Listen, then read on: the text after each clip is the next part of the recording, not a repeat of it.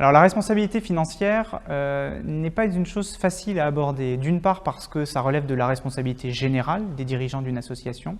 Il faut savoir que dans une association, il y a d'abord un responsable légal qui est le président ou la présidente, et c'est lui qui représente légalement l'association, c'est-à-dire la personne morale.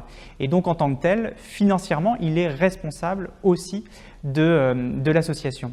En même temps, il n'est pas le seul responsable de l'association d'un point de vue financier, puisque habituellement, celui qui gère les comptes de l'association, celui qui gère la trésorerie de l'association, celui qui gère toute la partie financière, c'est bien le trésorier. Et donc, c'est lui qui engage aussi sa responsabilité sur la gestion financière de l'association.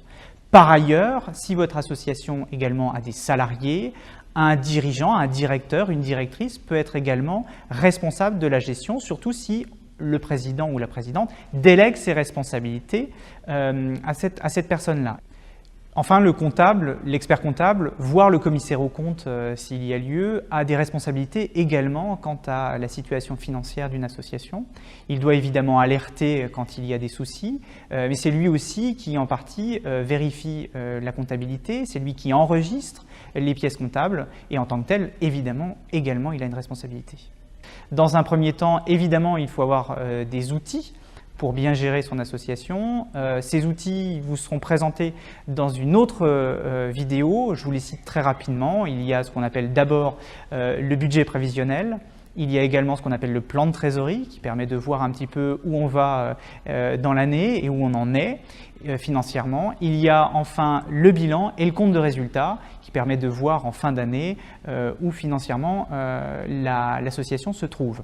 Et puis autres outils, il y a également toute la partie liée à la communication entre les membres de l'association. Il faut que les choses soient actées, non pas dans le marbre en tant que tel, mais il faut que les choses soient votées en assemblée générale, il faut que les choses soient vues et qu'il y ait un maximum de transparence dans les outils qui soient communiqués auprès de l'ensemble des adhérents et surtout des politiques, c'est-à-dire du conseil d'administration de l'association. C'est une chose essentielle pour pouvoir bien gérer son association, qu'elle soit la plus démocratique et la plus transparente possible en termes de gestion des fonds. Et puis après, il y a aussi d'autres liens qui se font naturellement, mais qui sont extrêmement importants. C'est le lien bien évidemment avec son comptable ou son expert comptable, c'est le lien également avec son banquier, qui est un acteur essentiel aussi de la gestion des fonds de l'association. Il est censé aussi vous proposer des situations ou des outils qui vous permettent de bien gérer votre association. Ça va évidemment d'outils bancaires que tout le monde connaît, le compte bancaire classique, le compte courant, les livrets, livret A, etc.